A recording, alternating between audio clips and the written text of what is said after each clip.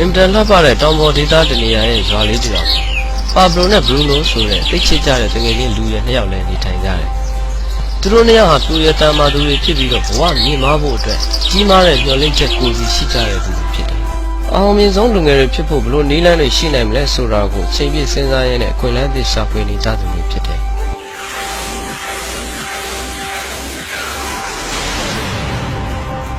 သူတို့ဟာပင်ပန်းမှုကိုမကြောက်ကြဘူး။သူတို့ရဲ့မျှော်လင့်ချက်အိမ်မက်ပန်းတိုင်ရောက်ဖို့အမှန်တကယ်အကောင့်ထဲပေါ်တီးဆောက်နိုင်ဖို့ခွင့်လန်းသစ်တွေကိုပဲအချိန်ပြည့်စဉ်းစားရှာဖွေနေတော့တယ်။ဒီနေ့မှာတော့သူတို့ထံအခွင့်အရေးကြီးတစ်ခုရောက်ရှိလို့လာပါတယ်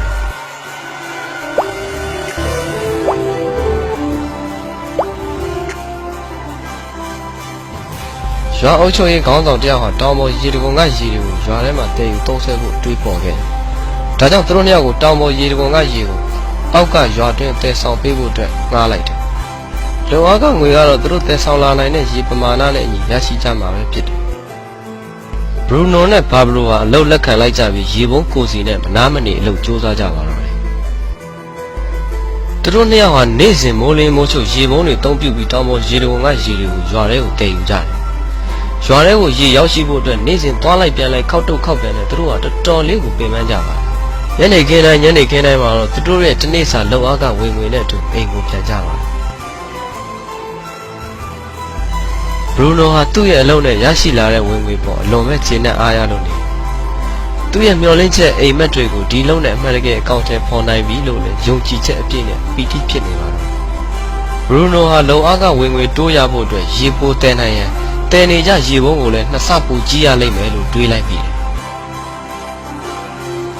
ဒီပုံစံတိုင်းဆိုရင်မကြခင်ငွေမြောက်များစွာစုဆောင်းမိပြီးတော့သူ့ရဲ့မျှော်လင့်ချက်အိမ်မက်ထဲကအတိုင်းနွားဝယ်မွေးမယ်အိမ်ကြီးကောင်းကောင်းတစ်လုံးစောင့်နိုင်ပြီလို့ဘရူနိုဟာစိတ်လှုပ်ရှားတက်ကြွနေပါတော့တယ်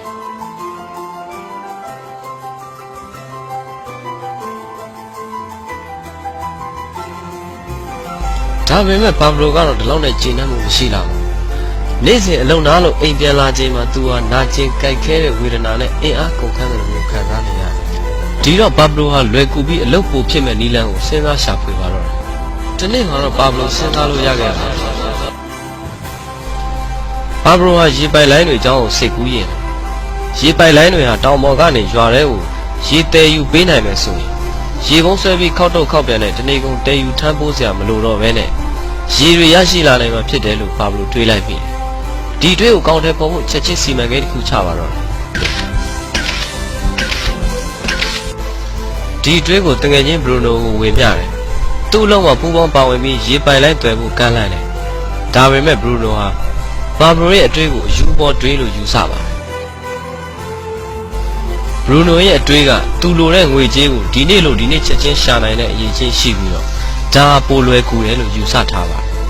ရေပိုင်လိုက်တွေ့နေမယ်ဆိုလို့ရှိရင်သူ့အတွက်အချိန်ကုန်စေတဲ့အတွက်သူ့ရဲ့မျှော်မှန်းချက်ပန်းနဲ့ရောက်ဖို့နှေးတယ်လို့သူတွေးမြင်ထားတာဖြစ်တယ်။ဒါကြောင့်ဘရူနိုသူ့ရဲ့ရေပုံးအရွယ်စားကိုကြီးလိုက်ပြီးတော့ခါတိုင်းတဲ့အခောက်ရည်များများရအောင်အလုပ်ကိုတိုးပြီးလုပ်တယ်။ဒါဟာဝင်ငွေပိုရဖို့အကောင်းဆုံးနည်းလမ်းဖြစ်တယ်လို့ဘရူနိုယုံကြည်ချက်အပြည့်အဝနဲ့စူးစမ်းနေပါတော့တယ်။ဘာဘရိုကတော့သူတယောက်ထဲနဲ့ပဲရေပိုက်လိုင်းတွေကိုတိဆောက်ဖို့ဆုံးဖြတ်လိုက်တယ်။ဒါတိတ်လွယ်ကူတဲ့အလုပ်တော့မဟုတ်ဘူး။ရေပိုက်လိုင်းတွေပြီးစီးဖို့အတွက်အချိန်တိုင်းတာတစ်ခုထိတီးခံပြီးဆောင်လိုက်ရမယ်လို့လည်းခံယူချက်ရှိထားတဲ့သူဖြစ်တယ်။နှစ်နဲ့ချီပြီးတော့ကြာကျင်လဲကြာလိုက်မယ်။ဒါပေမဲ့သူဟာသူ့ရဲ့ပန်းတိုင်ရောက်အောင်သွားဖို့အတွက်လုံးဝစိတ်ပြတ်အားငယ်ခြင်းမရှိခဲ့ဘူး။သူဟာရေပိုက်လိုင်းတွေကိုတိဆောက်နေတဲ့ကာလမှာလည်းအရင်ကရေတဲတဲ့အလုပ်ကလည်းပုံမှန်လုပ်မြဲပါပဲ။အားလက်တဲ့အချိန်မှာတော့ကြောက်တူးခြင်းမြေဆွာခြင်းစတဲ့ရေပိုက်တီဆောက်ခြင်းအလုပ်ကိုလုပ်တယ်ပထမတစ်လမှာတော့သူ့ရဲ့လုပ်ငန်းကိုဘာအကောင့်ထဲမှမပြနိုင်ခဲ့ပါဘူးဘရူနိုနဲ့ရွာသားတွေကတော့ဘာဘရိုကိုပျော်ပိုက်လူသားလို့ကဲ့ရဲ့လှောင်ပြောခေါ်ဆိုနေကြတော့ဒီချိန်မှာဘရူနိုကတော့ဝင်ငွေတွေတိုးရနေပြီးသူ့အိမ်မက်ကိုအကောင့်ထဲပေါ်လိုက်နိုင်ပါတယ်နွားနဲ့နွားချံတို့ကိုဝယ်တယ်ပြီးတော့အိမ်ကြီးကြီးတစ်လုံးလဲဝယ်လိုက်ပါတယ်သူ့ရဲ့ဘဝအခြေအနေကရုပ်ချင်းပြောင်းလဲသွားပါတော့ခုဆိုရင်ဘရူနိုဟာပိုရှန်တဲ့အချိန်တွေနဲ့ပိုရှန်တဲ့ငွေကြေးတွေကို အပျော်ပါးနဲ့ရက်ဆိုင်တွေမှာပဲကုန်စီခဲ့တော့တယ်ဘရူနိုတတိမထားမိလိုက်တာကတော့သူ့ရဲ့ခန္ဓာကိုယ်ဟာယိုယွင်းလာနေတာပါပဲနေ့စဉ်သူ့ရဲ့ရေပုံးလေးလေးကြီးတွေကိုတည်ရတဲ့ပင်ပန်းမှုတန်ကြောင့်ဘရူနိုရဲ့မျက်နှာဟာအိုမင်းရင့်ရော်လာပြီးတော့ခန္ဓာကိုယ်လည်းအားရင်ချိနေလာပါတော့တယ်ခန္ဓာကိုယ်အားရင်ချိနေမှုကြောင့်နောက်ပိုင်းမှာဘရူနိုရဲ့ရေပုံးတွေကရေတွေဟာတဖြည်းဖြည်းနဲ့လျော့နေလို့လာရပါတော့တယ်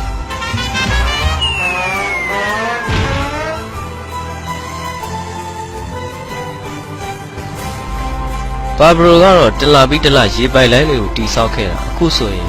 တစ်နှစ်ကျော်လို့နှစ်နှစ်တည်းကိုရောက်ရှိလို့လာခဲ့ပြီနောက်ဆုံးမှာတော့ဘာဘရိုဟာရေပိုက်လိုင်းတီဆောက်မှုကိုအောင်မြင်စွာနဲ့ပြီးတက်နိုင်ခဲ့ပါတယ်အခုဆိုရင်ဘာဘရိုရေပုံးတည်ထပ်ပြီးရွာထဲကိုပို့စရာမလိုတော့သလိုဝင်ငွေကလည်းအရင်ကတည်းအဆများစွာပုံမှုရရှိလာနေပြီဖြစ်တယ်ရေတွေကရွာထဲကိုမပြတ်စီးဆင်းနေတယ်ဘာဘရိုစားချိန်တောက်ချိန်ဘာဘရိုအိတ်ချိန်နဲ့အနားယူချိန်မှာလဲရေကတော့ရွာထဲကိုစီးမြဲစီးဆင်းနေစေပဲဖြစ်တယ်ဘာဘရိုဟာသူ့ရဲ့တွေးခေါ်တဲ့ဇွဲလုံးလာရှိမှုအလုတ်ကြိုးစားမှုတွေပေါ်မှာအလွတ်အလွန်ပဲပီတိဖြစ်မဆုံးဖြစ်နေပါတော့တယ်သူ့ရဲ့ဝင်ငွေကအခုဆိုရင်ပြတ်တယ်လို့မရှိဘူးရေစီးဆင်းနေတယ်လို့ပဲဝင်ငွေတွေကလည်းသူ့ရဲ့ပတ်စံအိတ်ထဲကိုစီးဝင်လာနေပါတော့တယ်ဗျာ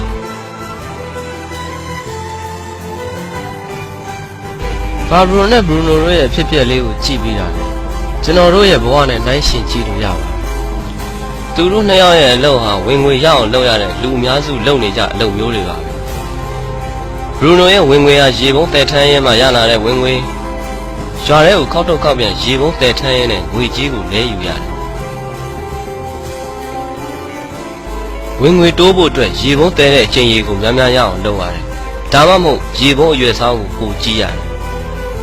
ဒါဟာလူအများစုဘဝရဲ့လုံရိုးလုံစင်ဓမ္မတာတစ်ခုပဲဖြစ်တယ်။ဝင်ငွေပိုတိုးဖို့အတွက်အလုပ်ကိုလည်းပိုတိုးမြင့်လုပ်ကြရတယ်။အချိန်ပိုအလုပ်ဆင်းမယ်ဒါမှမဟုတ်အလုပ်နှစ်ခုတွဲပြီးတော့လုပ်ကြတယ်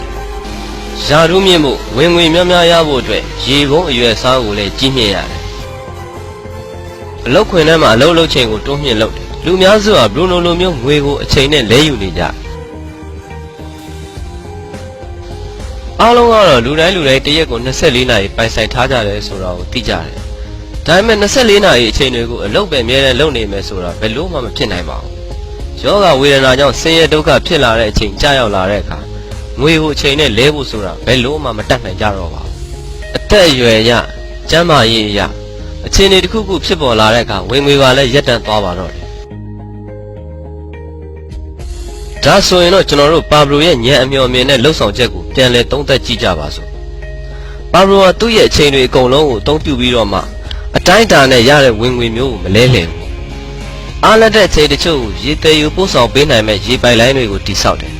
ဒီရေပြွန်ပိုက်တွေဟာသူ့ရဲ့ဝင်ငွေကိုမပြတ်စည်းဝင်နေအောင်လုပ်ပေးနိုင်မယ်ဆိုတဲ့အမျှော်မြင်အသည့်သူ့မှာရှိတယ်ရေပြွန်ပိုက်ကနေရေစီးဆင်းနေသမျှကာလပတ်လုံးဝင်ငွေကလည်းမပြတ်ရရှိနေမယ်တကယ်တော့ငွေကြေးတိုင်းဟာနေ့စဉ်ခွန်အားစိုက်ပြီးမှလုပ်နေရမယ့်အချိန်တွေပေါ်မှာပဲအမြဲတမ်းမူတည်နေတာမဟုတ်ပါဘူး။ပါဘရိုရဲ့ဉာဏ်အမျှော်မြင်က